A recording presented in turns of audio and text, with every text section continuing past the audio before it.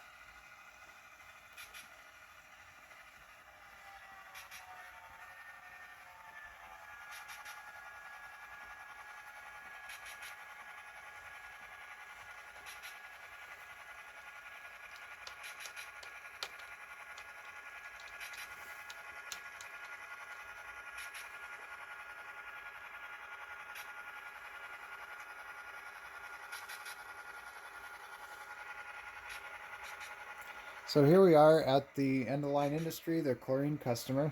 And so what we're going to do is basically switch the plant here. Now this is obviously not built up in any form yet. I've still got a lot of work to do here.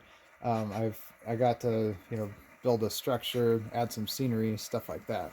So still quite a bit of work to do, but I feel that you can always operate a customer if you have the track in place. And as long as you can get cars in, and as long as the crew knows where to spot things. One thing I still have yet to do is to update my track diagrams for this area. So that's another thing they'll have to definitely do before an op session.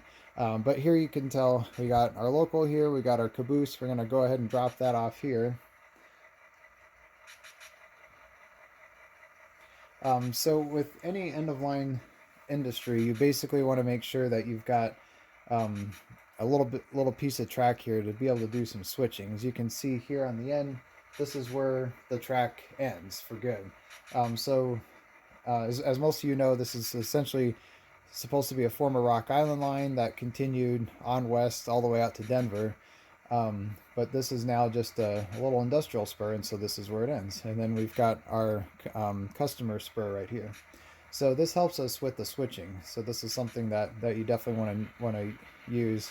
The other option that you could do, I guess, is use the siding, but that'd be a long distance to take these cars back to, and then switch them in the siding, and then pull this car back. So this helps by saving a lot of time.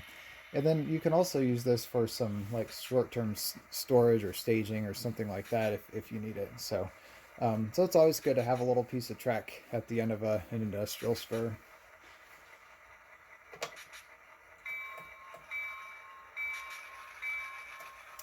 All right, so the first thing we're going to do is pull these two cars out of the chlorine plant. Now, I've kind of represented buildings by just putting a couple of flat pieces of hardboard there that I just had on hand. So that kind of illustrates at least the intent that there'll be some structures rising here at some point.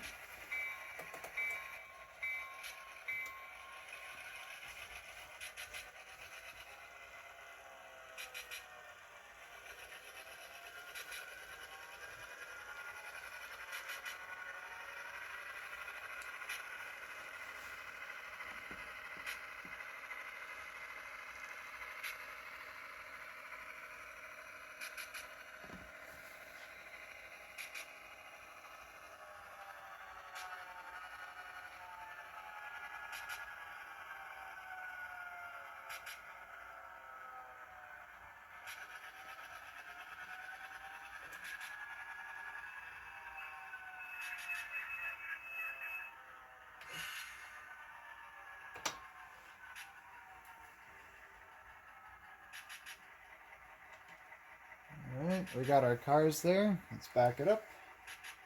Test the brakes first. Stretch it. Looks good.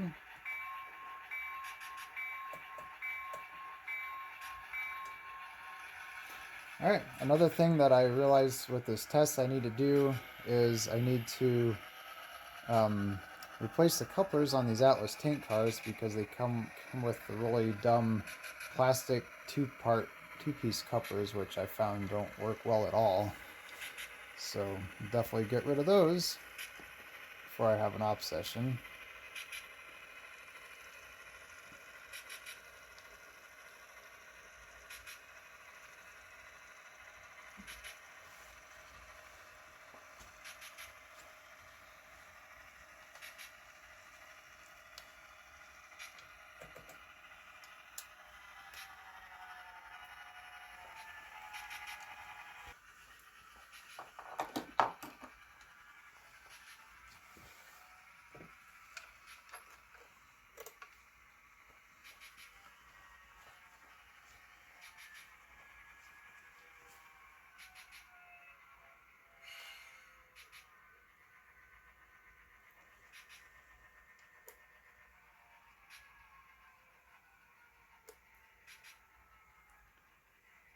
All right, got our caboose. We'll push it back a little bit.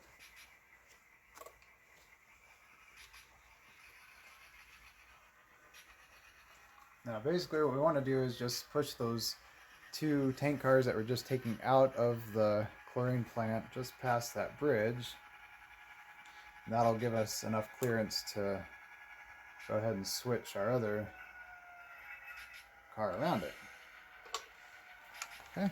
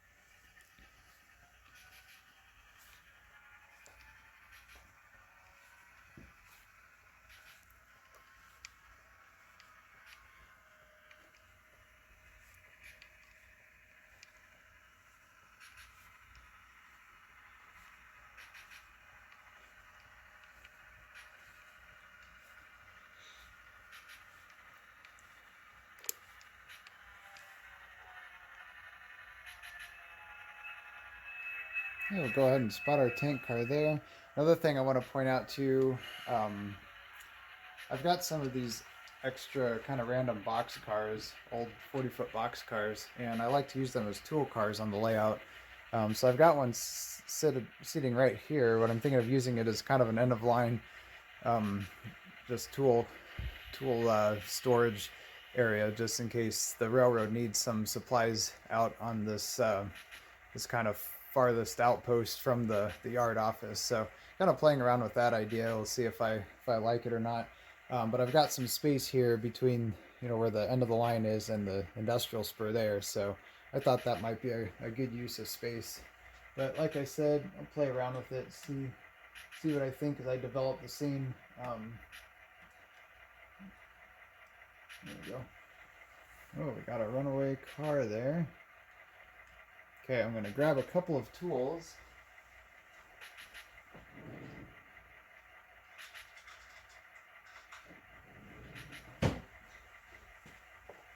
We'll go ahead and use a brake chalk in this location. And the other thing that I'm going to do is place a blue flag. So now that we're done with the work here, we can tell the industrial foreman that we're all done and they can go ahead and replace their flag. Alright, now we'll just back up and grab these 2 tank cars to take back to the yard with us, and as well as our caboose.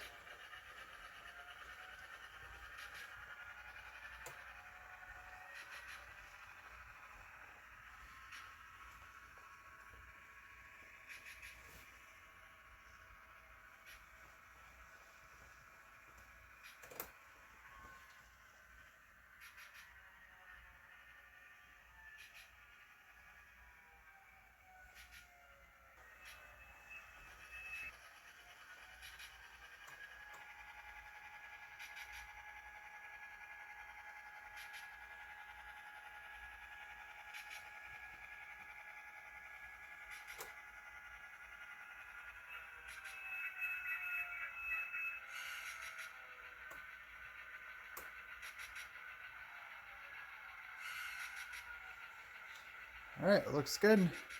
Make sure all of our cars are connected here. Yep, connections look good. Just test the brakes.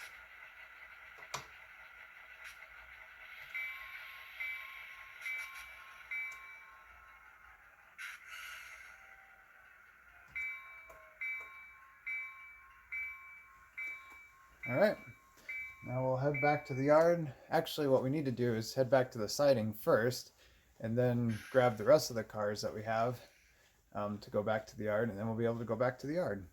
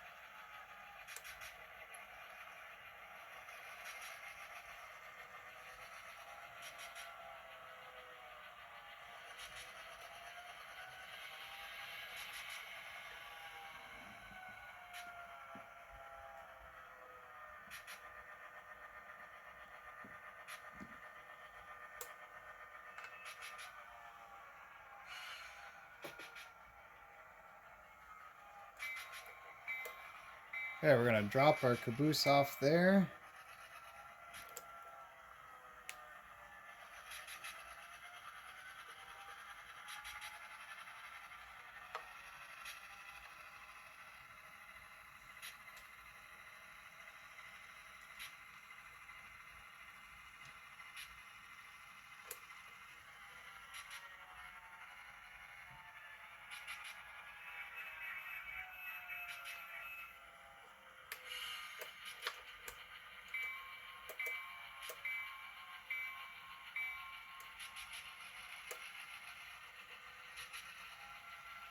And we'll come back and get the rest of the freight cars that are sitting in the siding.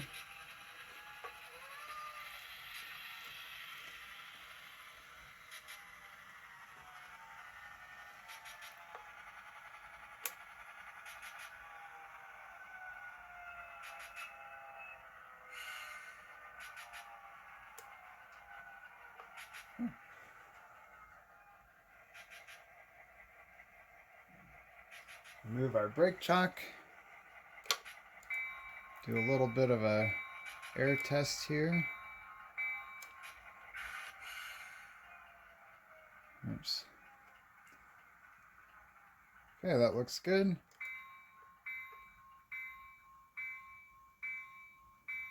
I accidentally turned the locomotive off. I threw it into emergency, so that's what that is. It should start up again here soon.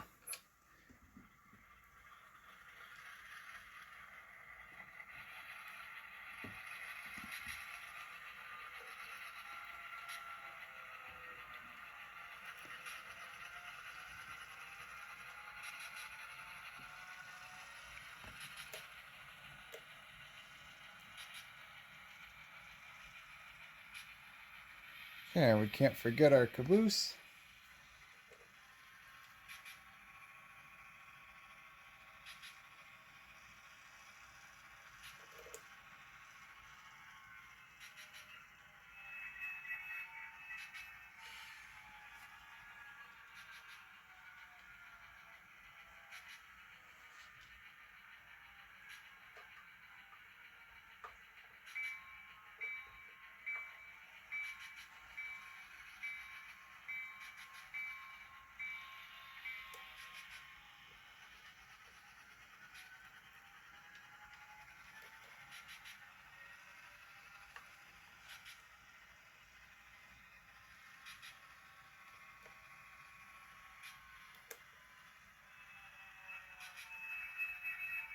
A little fast there.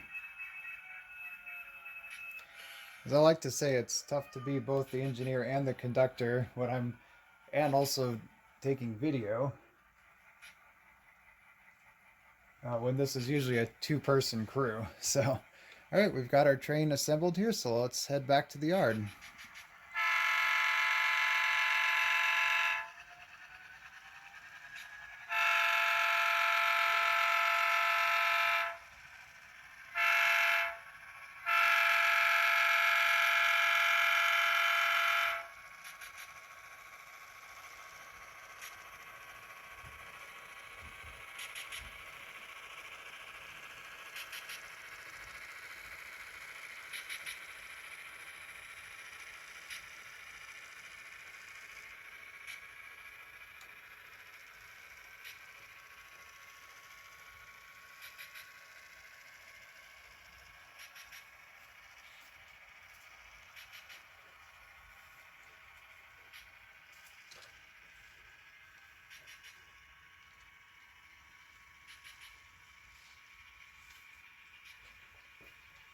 Okay, so that's a basic rundown of how this new industry works and switching this new area works. So thanks for joining me.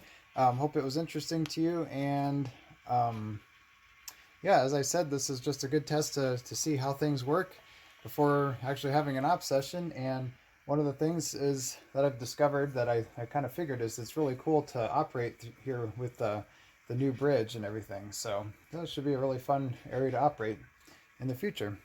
All right, well, we'll catch you next time. And don't forget, if you have anything you want to see on this channel, feel free to comment below. And I will see you again next week.